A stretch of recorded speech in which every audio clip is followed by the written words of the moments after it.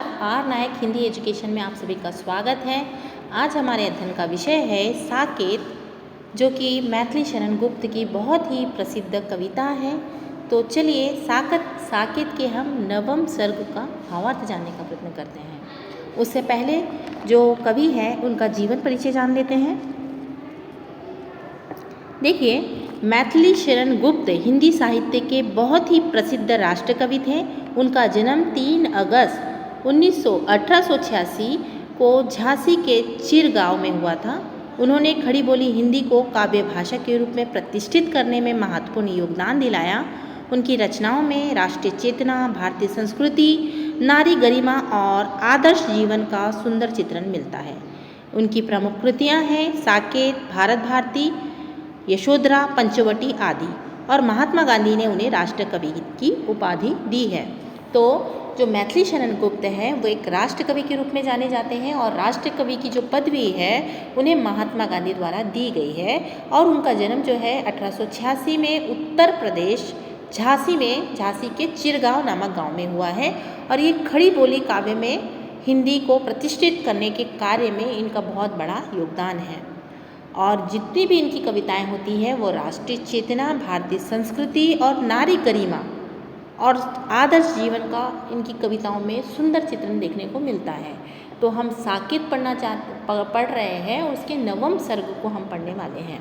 ठीक है, तो देखिए ये जो साकेत है वो उसका जो नवम सर्ग है वो उर्मिला और उसके पति उससे संबंधित है। ठीक है, तो देखिए उर्मिला जो बहुत उदास बैठी है और जो उसके पति हैं वो उसको छोड़ के चले गए हैं, क्योंकि श्री राम जी को वनवास मिला है और श्री राम जी के साथ उसकी पत्नी जो सीता मैया है वो भी चले जाती है। तो जो है भरत, लक्ष्मण कहेंगे, ठीक है, जो लक्ष्मण है वो भी उनके साथ चले जाते हैं। पर वो चले जाते हैं और वो अपनी पत्नी को छोड़ देते हैं। अब वो अपनी पत्नी को छोड़ देते हैं राजमहल में, तो ये राजमहल भी उसको क्या लगने लगता है, जेल लगने लगता है, क्योंकि पति के बिना रहना कोई भी चाहे कितना भी बड़ा वो महल हो तो उसे जेल जैसा ही प्रतीत होता है। और उसकी क्या मनोभाव या क्या मनोदशा होती है उसको दर्शाने का यहाँ पे प्रयत्न किया है। किसका? उर्मिला का। ठीक है, और उर्मिला किसकी पत्नी है? वो लक्ष्मण की पत्नी है। ठीक है, कि आह उर्मिला भ्रांत है रहे, यह सत्य तो सत्य भी बहे, ज्वालित प्राण भी प्राण पगे, सुभग आएंगे क्रांत आएंगे। मतलब क्या है इसका? देखिए 4 पंक्ति का अर्थ। उर्मिला पहले विश्वास नहीं कर पाती कि लक्ष्मण सचमुच लौट आए हैं। फिर उसे अनुभव होता है कि उसका प्रिय पति सामने खड़ा है। उसका हृदय आनंद और भावुकता से भर उठता है और वह अत्यंत प्रसन्न हो जाती है। मतलब जो उर्मिला है, जो इतने दिन से तड़प रही है अपने पति के याद में, जिसके बिना उसको रहना दुर्लभ है, तो अब उसको ऐसा लगता है, उर्मिला को पहले तो विश्वास नहीं होता है कि लक्ष्मण सचमुच लौट आए हैं।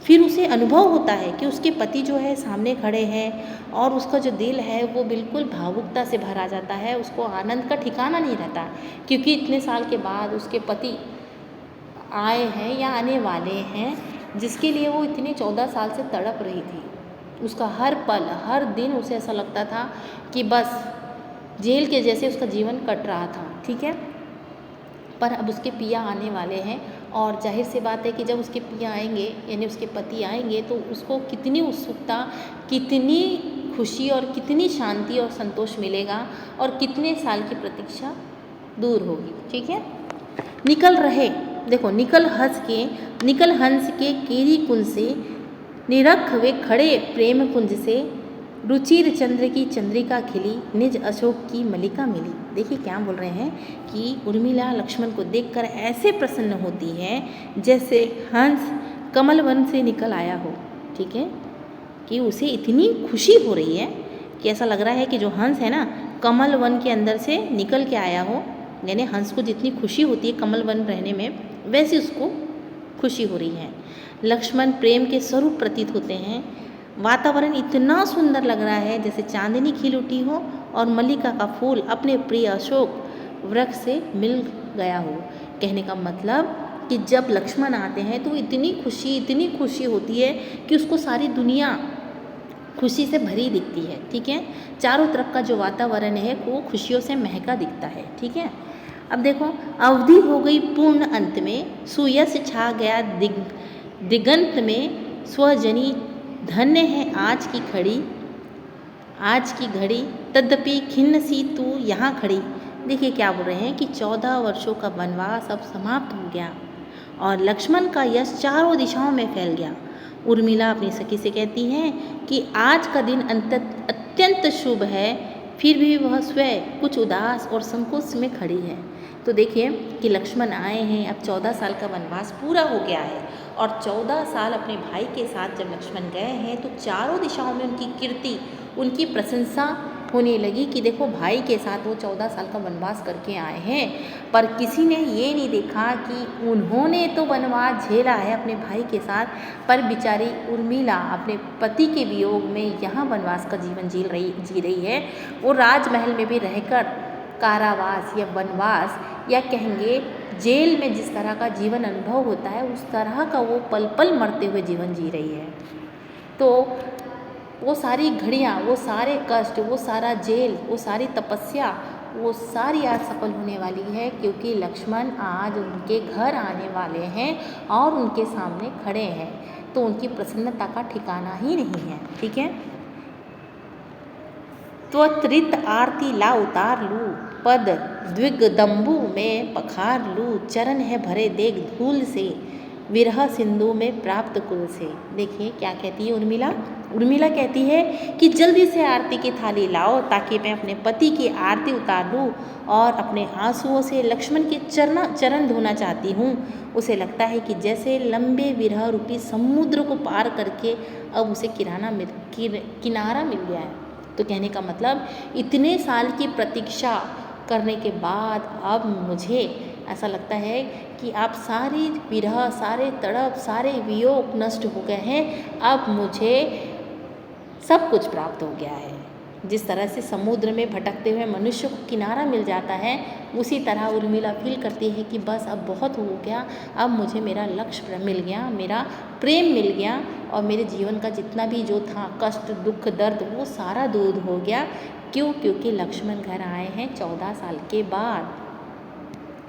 विकट क्या जटाजूट है बना, भकुटी युग में चाप सा तना, वंदन है भरा मंद हाथ से, गणित चंद्र भी विलास से।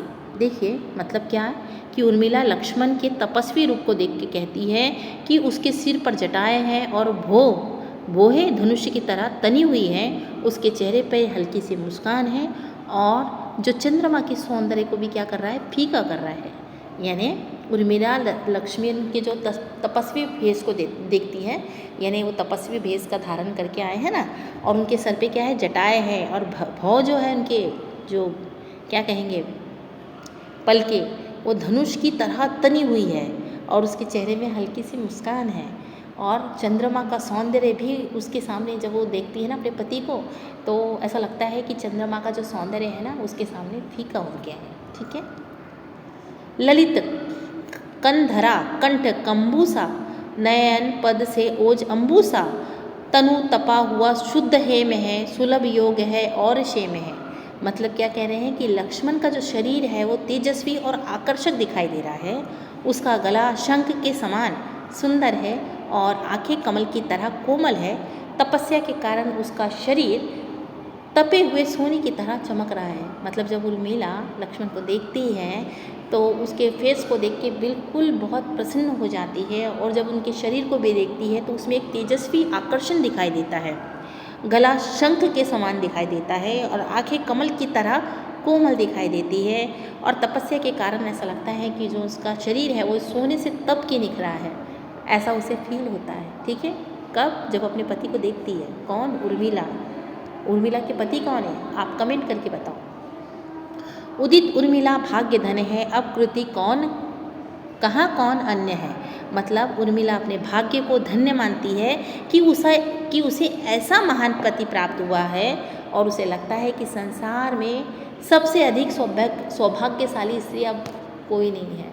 कि मुझे लक्ष्मण जैसे पति प्राप्त हुए। यानी कहने का तात्पर्य वो इतनी प्रसन्न है कि उसको उसके पति में भगवान दिख रहे हैं, उसके पति में उसको चंद्रमा दिख रहे हैं, सूर्य दिख रहे हैं, दुनिया की सबसे खूबसूरत चीज़ें उसे उसके पति में दिख रही है और वो अपने आप को धन्य मानती है कि मेरा विवाह है वो लक्ष्मण के साथ हुआ है, मैं बहुत सौभाग्यशाली हूँ, ऐसी वो मानती है। ठीक है।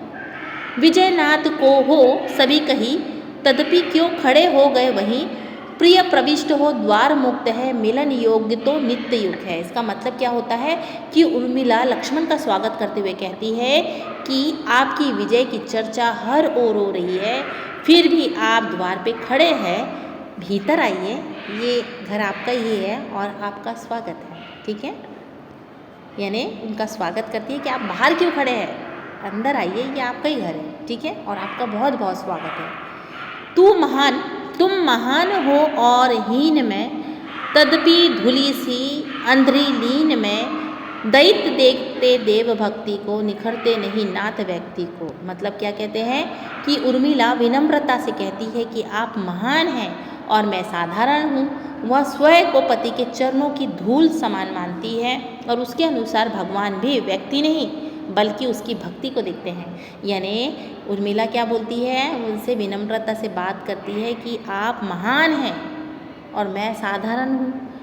वह स्वयं को पति के चरणों की धूल मानती है और उनके अनुसार भगवान भी व्यक्ति नहीं बल्कि उसकी भक्ति को देखता है। कि भगवान क्या करता है, भगवान उसको नहीं देखता, उसकी भक्ति को देखता है, भक्त को नहीं देखता, उसकी भक्ति को देखता है। हाँ, यानी कहने का मतलब मुझे आप मेरे लिए भगवान हैं और आप मेरी भक्ति को, मेरी श्रद्धा को देखो, यानी मेरे मन में आपके प्रति क्या प्रेम है वो देखो। ठीक है। तुम बड़े बने और भी बड़े, तदपि उर्मिला भाग में पड़े, अब नहीं रही दीन में कभी, तुम मुझे मिले तो मिला सभी। देखिए क्या बोलते हैं कि उर्मिला कहती है कि वनवास और तपस्या ने लक्ष्मण को और भी अधिक महान बना दिया है। अब उसे कोई कमी महसूस नहीं होती क्योंकि पति के मिल जाने पर उसे सब कुछ प्राप्त हो गया है। इन्हें संक्षिप्त में हम कह सकते हैं, क्या कह सकते हैं कि आगे उर्मिला को ये चिंता होने लगती है कि कहीं लक्ष्मण श्री राम और सीता को छोड़कर केवल उसके मोह में नहीं तो लौटेंगे। हाँ, कि पहले श्री राम और सीता जी के कारण वो ऐसे हुए हैं, अब उनके मोह में फिर से मुझे नहीं, मतलब छोड़ेंगे तो नहीं। वह उन्हें पुनः राम की सेवा में लौट जाने के लिए प्रेरित करती है कि ठीक है ना, आप जैसे आपने राम की सेवा की है ना, वैसे ही उनकी सेवा में हमेशा करते रहिए। ठीक है। दूसरी ओर लक्ष्मण उर्मिला के त्याग, धैर्य और तपस्या की प्रशंसा करते हैं। वे कहते हैं कि वन में कष्ट सहना कठिन था, परंतु राजमहल में रह के विरह सहना उससे भी अधिक कठिन था। अंत में दोनों के संवाद में आदर्श दाम्पत्य, त्याग, कर्तव्य और प्रेम की महान भावना स्पष्ट होती है। यानी कहने का मतलब उर्मिला क्या कहती है कि आप प्रभु श्री राम की सेवा में ही रहिए, और इस तरह से जब वो बोलती है तो लक्ष्मण भावुक हो जाते हैं कि नहीं उर्मिला, तुमने भी तो कष्ट सहा है, तुमने भी तो 14 साल का वनवास यहाँ पे रह के रहा है। और उर्मिला कहती है कि आप वहाँ वनवास झेल रहे थे और मैं भी यहाँ पे राजमहल में रह के भी वनवास जैसा जीवन जी रही थी। और अंत में मतलब इन दोनों के संवाद से ये पता चलता है कि एक आदर्श प्रेम, एक त्याग, कर्तव्य और प्रेम की महानता वाली ये इस संवाद से स्पष्ट होता है, इस कविता से स्पष्ट होता है। तो आशा करते हैं कि आपको ये कविता समझ में आई होगी। समझ में आई हो तो लाइक और सब्सक्राइब करें। धन्यवाद।